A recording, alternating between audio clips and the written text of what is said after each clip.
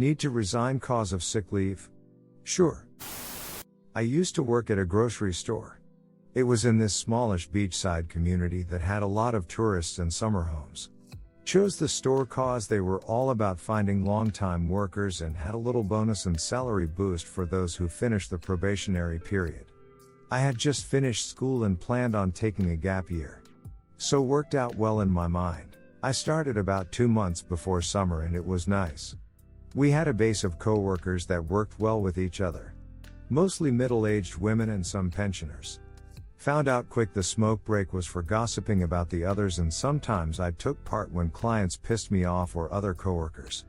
Usual daily things. I was told from day one that the manager didn't give a s about us cause she was also manager at a bigger store. The rule was if you had someone to cover you, it was fine to do whatever. Some took hour-long breaks, some drank during the job. But I was trying to make a good impression on my first job in that town, so I never did anything like that. Since I didn't have that much of a social life, I always changed shifts when someone needed, came in if someone was sick. Even stocked the end shelves, which were the shift manager's job. When the pensioners asked in the middle of the day to change assignments cause their back hurt from stocking, I was always okay with it. And they were really thankful. One of them, let's call her Lydia, was actually a neighbor and friends with my grandparents, so we used to hang out during lunch breaks, and she even comforted me when I had a panic attack. We used to ride home together on our bikes if we finished together. She kinda took me under her wing and used to call me her work granddaughter. Things kinda took a turn once summer started. Usually it was about a €1,000 per 2 registers. Now it was suddenly 2,000 per one. They also hired summer workers who were 3 16-year-old stock boys, one being the manager's son. Not to be an old-timer cursing the work ethics of children, but they were literally playing some tank games on their phone on the store floor while they had a cart of stuff that they needed to put out in front of them.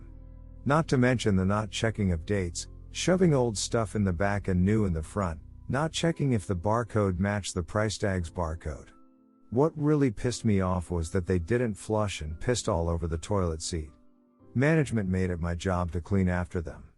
I was told I couldn't say anything to call them out, so it became my everyday duty to clean the toilets.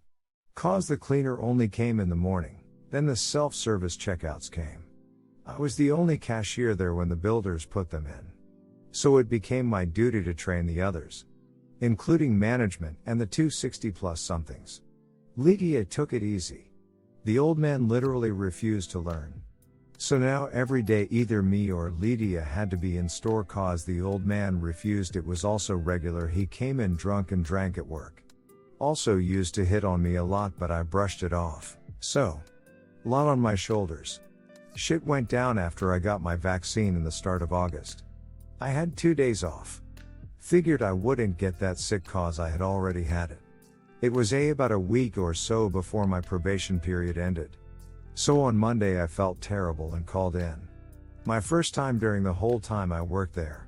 Called in with the manager, you have to come, Lydia is on vacation and the only other one who knows is already sick. And you didn't give us proper notice. Try to argue that I have a fever of 39 and feel like acid. No. Have to come in. So I get my acid together and go to work. Scrubbing the toilet floor with a fever. Dealing with customers with a fever. Yes, I took more breaks. Most coworkers asked me why I looked like acid, and I told them I was sick. End the day and go home. Next day I feel even worse. Call and say no, I'm putting my foot down, I can't come. First time I took a stand and said I can't destroy my health. Fine. You call Lydia and tell her. If she agrees, then you have to take sick leave. Okay. Not really my job. But fine. Call her, woke her up, apologized profusely and told her the situation. She understood. Wished me to feel better and hung up.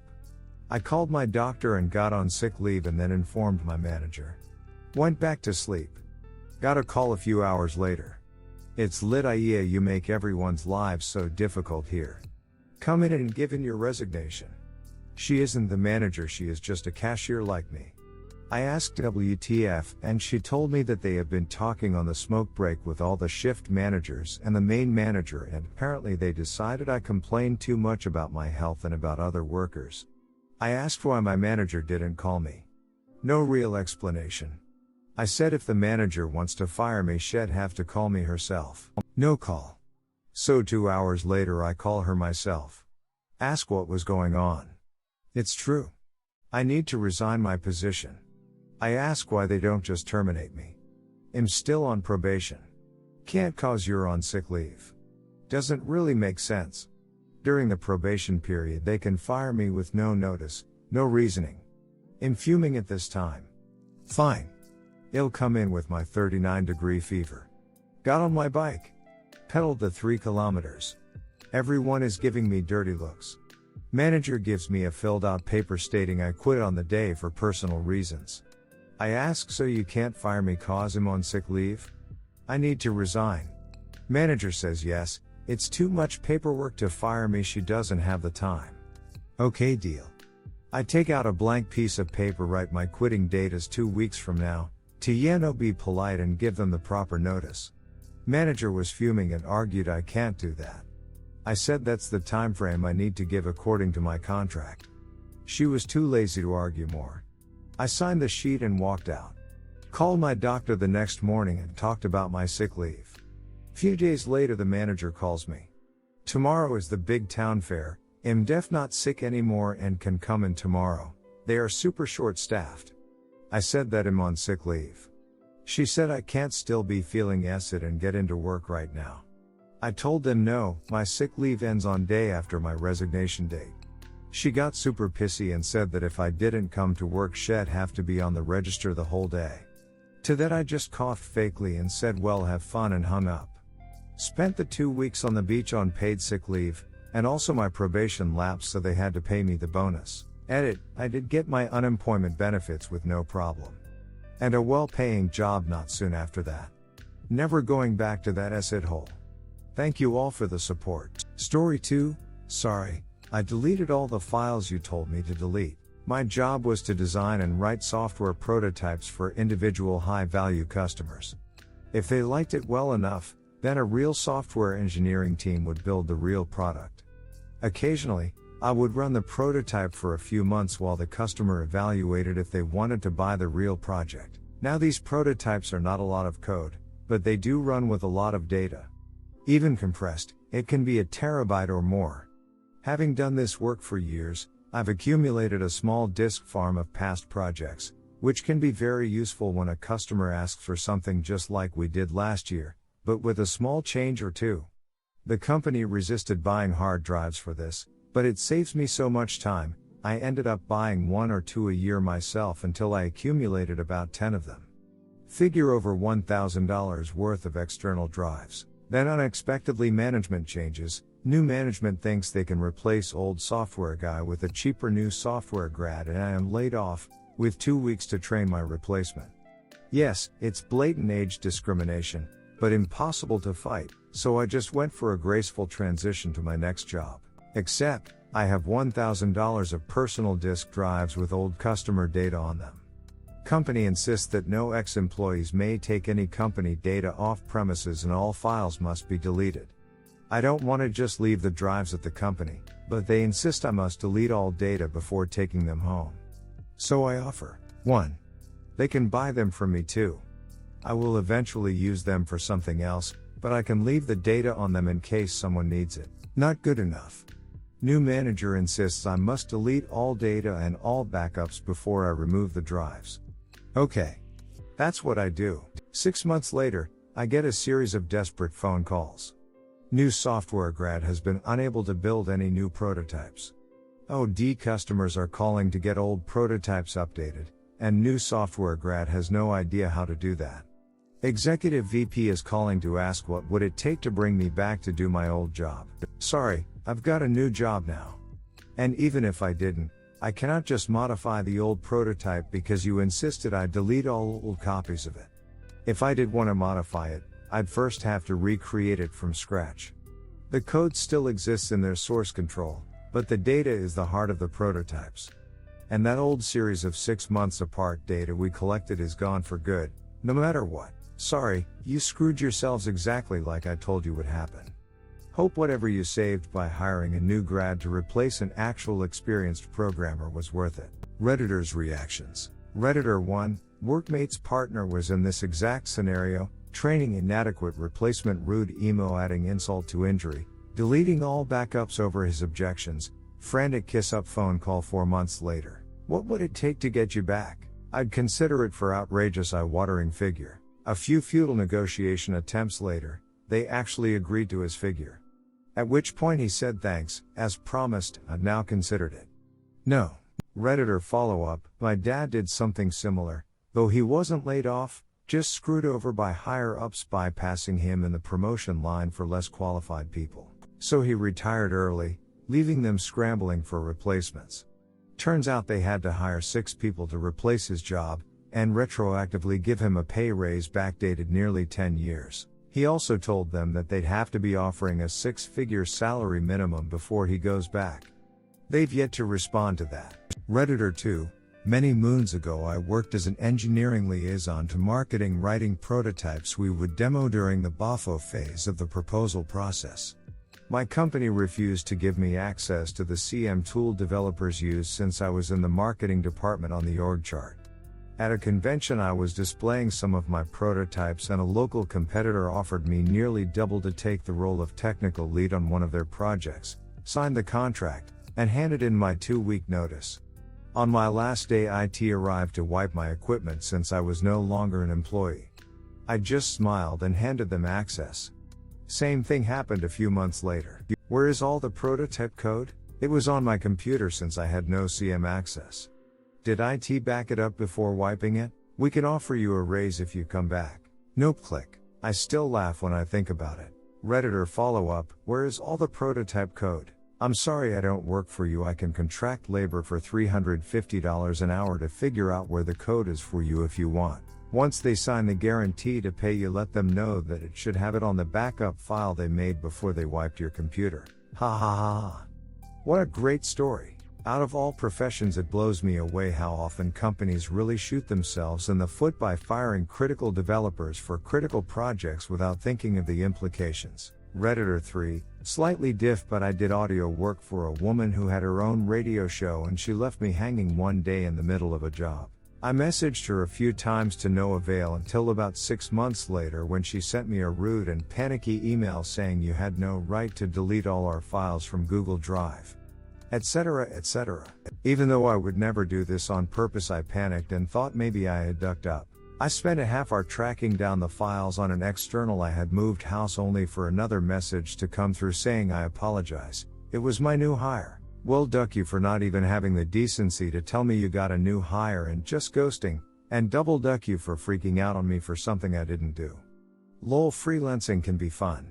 Redditor follow-up, if the new hire really had deleted the files, and you found a backup, were you able to sell it to her for beaucoup bucks? Redditor 4, what would it take to get you back on our team? Well, for one, you can dissolve the worst management team that got you into this mess. Next, you can resign. Only then would I ever even begin to consider working for your cheap company again. Thank you for your time and consideration on this matter. Redditor follow-up, what would it take to get you back on our team? A time machine would be a good start. Redditor 5, I had a similar experience while working as a contractor. I was brought on to work on an open source platform, a Linux-based custom CMS for call center agents at a large firm. 6 months into the contract, they decide we have to integrate with a Microsoft LDAP service. I've never touched the thing before, but I give it a try. They give me some scuffed 14 gigabytes VMware hard drive files to boot as the LDAP server instead of an actual integration, and I can't get these things to work. Of course, we have no actual source control or documentation either. I try to talk to the guy who made them and he responds to a total of 2 emails over 2 weeks. After those 2 weeks I get a call that I'm being let go from the contract because it's not a good sign that I can't get the development environment running, never mind that I've single-handedly built 70% of their entire platform and demoed it to them 3 times along the way. So after the call is over, they send me an email giving me parting instructions, and one of the steps on the list is to delete all files related to my work immediately and that I have 24 hours to comply. Remember how I said we have no source control? Well, I follow the instructions to the letter. Format the encrypted drive I was keeping the project on. A week later the project manager calls me up, telling me they have a Git server now and I need to upload my code. I say, what are you talking about?